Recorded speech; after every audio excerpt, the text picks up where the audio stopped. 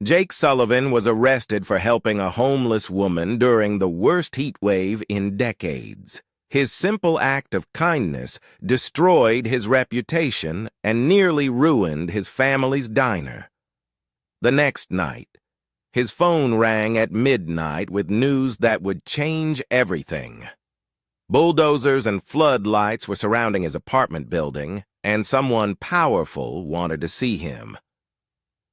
Jake's father had built Sullivan's diner with his own 2 hands in 1978, a fact Jake mentioned to nearly every customer who walked through the door.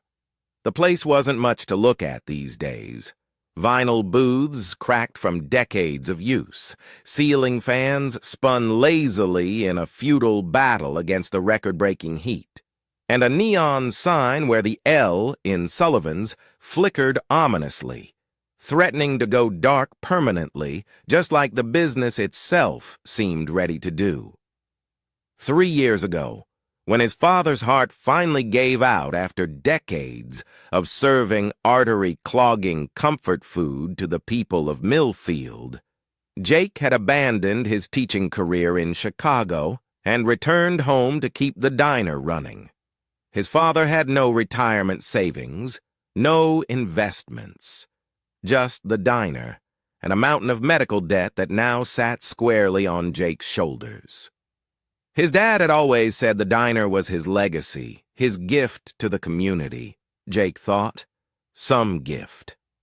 What his father hadn't mentioned was that the community had largely abandoned downtown Millfield for the shiny new chain restaurants out by the interstate. Still, Jake kept the grill hot and the coffee fresh. He had a core of loyal customers, retirees mostly, who remembered his father and appreciated that Jake still made everything from scratch, just like the old man had taught him. It wasn't enough to turn a profit, but it was enough to keep the doors open. Barely. Jake had first noticed the woman in early June when the heat wave began to strangle the Midwest. She would sit on the same bench across from the diner, her belongings piled in a weathered shopping cart beside her. While other homeless people in Millfield tended to move between the shelter and the library during the day to escape the heat, this woman remained outdoors hour after hour, as if standing guard over some invisible territory. She was older, maybe in her 60s, with silver-streaked hair pulled back in a tight bun that somehow remained immaculate despite her circumstances. Her clothes, though obviously worn, were surprisingly clean. Unlike some of the other homeless people Jake had encountered, she never asked for anything. She just sat, watching the world through alert, intelligent eyes that seemed at odds with her situation. On the 3rd day of seeing her baking in the merciless sun, Jake had filled a large cup with ice water and walked it across the street. She'd looked up at him with a mixture of surprise and weariness. "Thought you might be thirsty," he'd said, extending the cup. Her hands were steady as she took it. He noticed they were clean, the nails trimmed short and even. "Thank you," she'd replied, her voice cultured and precise, like a librarian or maybe a teacher. "I'm Jake. I run the diner across the street." "Margaret," she'd replied, simply, before taking a long drink of water. That had been the extent of their first interaction. But as the heat wave intensified, with temperatures climbing above 100 degrees and staying there, Jake found himself checking on Margaret more frequently. A glass of water became a sandwich, which became an offer to come inside the diner's storeroom during the hottest part of the day to cool off. Margaret rarely spoke about herself, deflecting personal questions with practiced ease. But she listened intently when Jake talked about the diner's struggles, offering surprisingly insightful business advice. Sometimes she'd read the newspaper Jake brought her, commenting on world events, with a knowledge and perspective that made Jake increasingly certain that Margaret hadn't always lived on the streets. The only personal possession she seemed truly protective of was a weathered leather-bound notebook she kept wrapped in plastic and tucked inside her shirt. Once, when Jake asked about it, she'd simply said, "Some memories are worth holding on to, even when you've let everything else go." Their routine continued for nearly 3 weeks, flying under the radar until Millfield's newly elected mayor announced a downtown beautification initiative, a thinly veiled effort to remove homeless people from the commercial district. Suddenly, police patrols increased, and the business association began pressuring store owners to report loiterers. Jake ignored these pressures, continuing to help Margaret as the heat index reached dangerous levels. But others had noticed, particularly Charles Whitmore, owner of the high-end boutique next to the diner and president of the business association, who had made no secret of his desire to clean up the block. Whitmore had been trying to buy Jake's building for years, claiming the eyesore diner was dragging down property values. On a Tuesday afternoon, when the temperature hit 104 degrees, Jake was bringing Margaret a sandwich and a frozen bottle of water when Officer Derek Layton pulled up to the curb. "Afternoon, Mr. Mercer," Layton said, climbing out of his cruiser. He was new to the force, eager to impress, with the kind of ambition that often prioritized statistics over sense. "What have you got there?" "Just some lunch," Jake replied, continuing toward Margaret. "Mind if I take a look?" Layton asked, though it wasn't really a question. He stepped forward, blocking Jake's path. "It's a sandwich," Jake said, irritation creeping into his voice. "Turkey on wheat. You want to search it for contraband?" "Actually, I do," Layton said. He reached for the paper bag. "We've had reports of drug activity in this area." Jake pulled back. "This is ridiculous. I'm just bringing food to someone who's hungry." By now, a small crowd had gathered. Charles Whitmore stood in his boutique doorway, watching with poorly concealed satisfaction.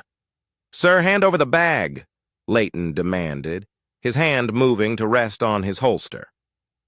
"This is harassment," Jake said, but handed over the bag. Layton made a show of examining the sandwich, then turned his attention to the frozen water bottle. "And what's in here?" "Vodka?" "It's water," Jake snapped. "It's over 100 degrees out here." "Sir, I'm going to need you to calm down," Layton said. He unscrewed the cap and sniffed the contents. "I've been getting complaints about you regularly meeting with this individual." He gestured toward Margaret, who sat silently watching the confrontation. "Suspected drug transactions?" "That's absurd," Jake said. "I run a diner. I'm giving food to someone who needs it." "Then you won't mind if I check your pockets?" "Actually, I do mind." "Sir, that sounds like you have something to hide." What happened next occurred in a rapid blur. Jake tried to step around Layton to reach Margaret, who looked increasingly distressed in the heat. Layton grabbed Jake's arm. Jake pulled away reflexively, and suddenly Jake was face down on the scorching sidewalk, his arms being wrenched behind his back as Layton recited his rights. "You're under arrest for resisting an officer and suspected narcotics distribution," Layton declared loud enough for everyone to hear. "This is insane," Jake protested, as handcuffs bit into his wrists. "Ask anyone? I've been bringing her food because of the heat." But as Jake was loaded into the back of the police cruiser, he noticed Margaret was nowhere to be seen. She had vanished along with her cart of belongings in the commotion. As the door slammed shut, the last thing Jake saw was Charles Whitmore's smug smile as he watched from the sidewalk. The holding cell smelled of bleach and desperation. Jake sat on the metal bench, his head in his hands. After 6 hours, a fingerprinting session, and a humiliating strip search, he'd finally been permitted to call his lawyer his high school friend Mike Dawson, who mainly handled wills and real estate closings, but was the only attorney Jake knew. "They've got nothing, Jake," Mike assured him, glancing through the arrest report. "No drugs found, no evidence of any kind. It's the word of that rookie cop against yours." "Then why am I still here?" Jake asked. "Because it's Millfield, and Charles Whitmore plays golf with Judge Peterson," Mike replied with a grimace. "But they can only hold you for 24 hours without charging you. You'll be out by tomorrow afternoon at the latest." "The diner?" "I called Diane. She's keeping it open for the lunch rush, but—" Jake trailed off. Mike hesitated. "Words are already spreading. Whitmore made sure of that." Jake felt sick. In a small town like Millfield, an arrest, even a wrongful one, was enough to destroy a reputation. And the diner was already hanging by a thread. By the time Jake was released the next morning, without charges but with a stern warning from the desk sergeant, the damage was done. The local paper had run a small story about a local business owner arrested in connection with suspected drug activity, carefully worded to avoid outright libel, but damaging nonetheless. When Jake arrived at the diner, only 2 tables were occupied, both by old-timers who'd known his father and had waved away his attempted explanations. "Your dad vouched for you for 30 years, old Pete had said. "That's good enough for me." But 2 loyal customers wouldn't keep the lights on. By closing time, Jake had served less than a quarter of his usual daily customers. As he locked up, he noticed a "For Rent" sign had appeared in the window of the vacant storefront next door, another casualty of downtown Millfield's slow decay. Jake's apartment was above a hardware store 3 blocks from the diner. It was small and outdated, but the rent was cheap, and the owner, Mr. Garvey, was a fair man who'd been friends with Jake's father. As Jake trudged up the stairs that evening, exhaustion and despair weighed on him heavier than the summer heat. He tried calling Margaret's name at the bench where she usually sat, but there was no sign of her. He hoped she'd found somewhere cool to wait out the heat. The fact that he'd been arrested while trying to help her, and now she didn't even check if she was all right, felt like a cruel joke. After a lukewarm shower and a dinner of stale crackers, all he had energy to scrape up, Jake collapsed onto his bed, not bothering to set an alarm. What was the point? At the rate things were going, the diner would be closed by the end of the month anyway. Sleep came fitfully, interrupted by anxious dreams about unpaid bills and empty dining rooms. It was nearly midnight when Jake's phone rang, startling him awake. The caller ID showed Mr. Garvey's number. "Hello," Jake answered, groggy. "Jake, it's Howard Garvey." The old man's voice was tight with tension. "I think you need to look out your window." "What? Why?" Well, I don't rightly know how to explain it. There's construction equipment outside, big stuff, and a whole crew of men setting up floodlights around the building." "Construction at midnight?" Jake stumbled to his window, pulling back the curtain. What he saw made him wonder if he was still dreaming. The entire street was illuminated as bright as day by portable floodlights mounted on tall stands. A fleet of construction vehicles lined both sides of the road. Bulldozers, excavators, concrete mixers, all emblazoned with the same logo, Bridges Construction. Men in hard hats and safety vests moved purposefully around the equipment while others set up what looked like a command center in the vacant lot next to the building. In the center of it all stood a tall man in an expensive suit, looking conspicuously out of place among the machinery and workers. Even from 3 stories up, Jake could see the man was directing operations with the confident authority of someone used to being obeyed. "Mr. Garvey," Jake said slowly, "what the hell is going on?" "I don't know, son," Garvey replied.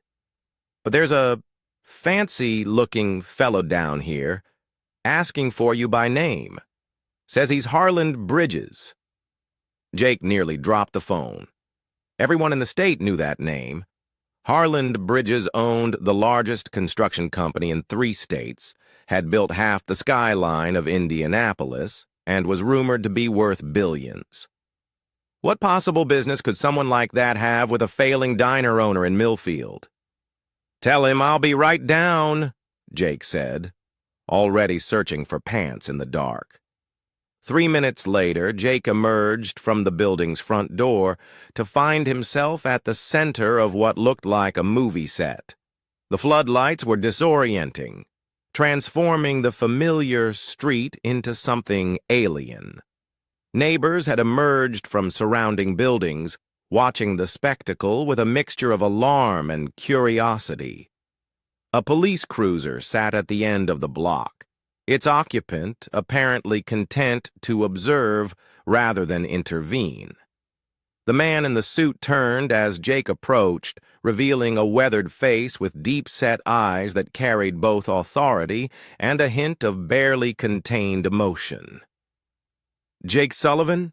the man asked, extending his hand. "Yes," Jake confirmed, shaking it automatically. "Mr. Bridges, what is all this about?"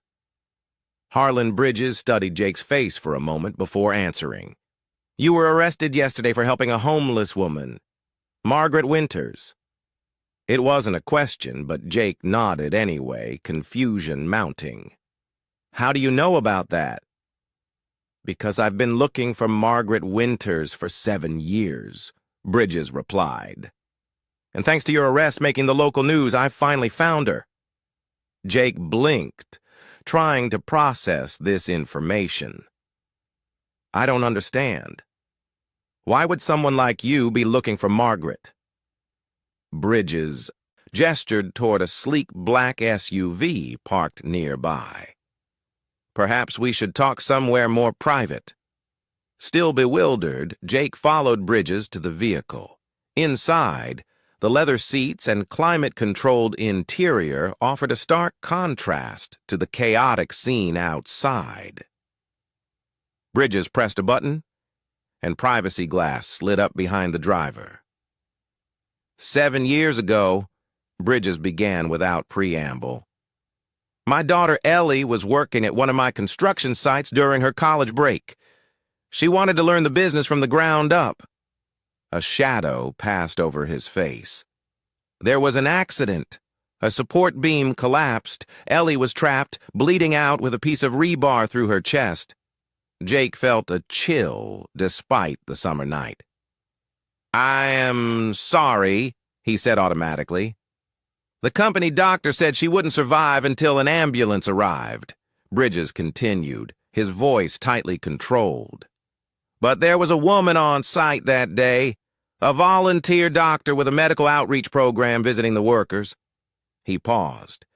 "That woman was Margaret Winters." "Margaret is a doctor?" Jake asked, remembering her clean hands, her precise speech. "Not just a doctor," Bridges said.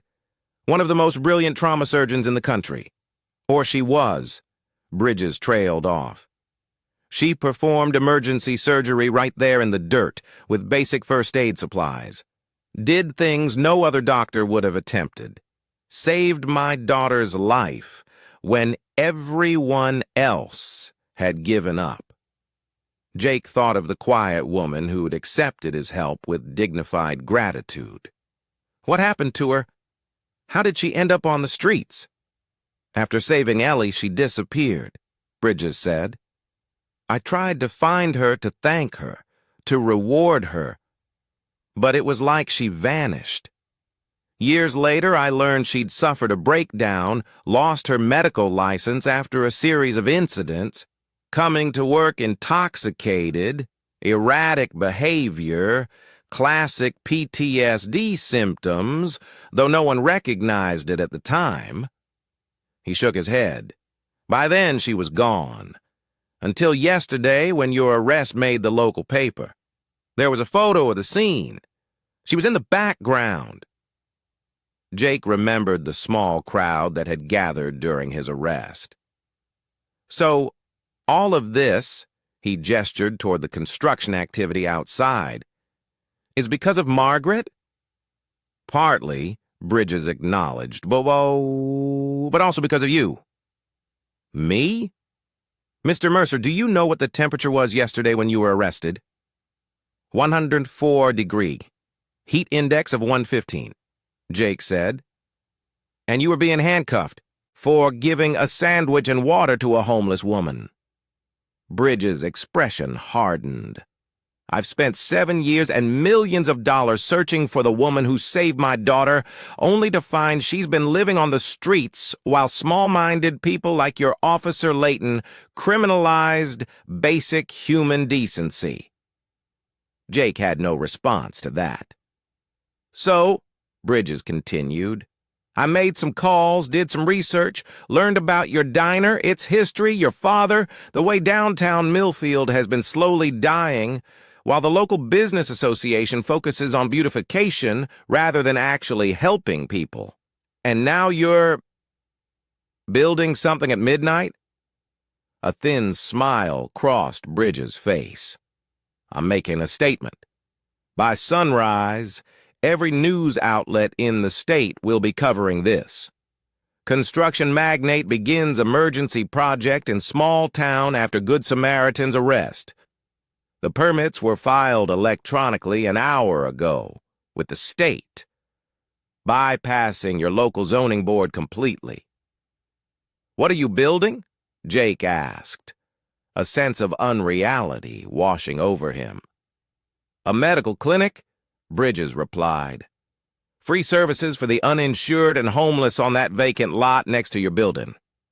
And I want Margaret to run it, if she's willing. He paused. I also want to propose a partnership with your diner to provide meals for the clinic staff and patients. Jake's mind reeled. Mr. Bridges, I appreciate the gesture, but my diner is barely staying afloat. After yesterday's arrest, I'll be lucky to keep the doors open another month. Which is why I'm prepared to offer you a contract guaranteeing a minimum monthly order for the clinic's needs, enough to keep your diner profitable while you rebuild your reputation. Bridges reached into his suit jacket and produced a business card. My lawyers will contact you with details tomorrow. This isn't charity, Mr. Sullivan. It's a business proposition and perhaps a small measure of justice. Jake stared at the card, unable to fully process what was happening. And Margaret? Have you found her? Yes, Bridges said simply. She's at the hospital now, receiving treatment for heat exhaustion. She collapsed shortly after your arrest yesterday. Thankfully, someone called an ambulance. Guilt washed over Jake. Is she going to be all right? Physically, yes. The rest remains to be seen. Bridges checked his watch. The press will be arriving within the hour. I'd appreciate it if you'd stand with me when they do. Show a united front. United against what? Jake asked.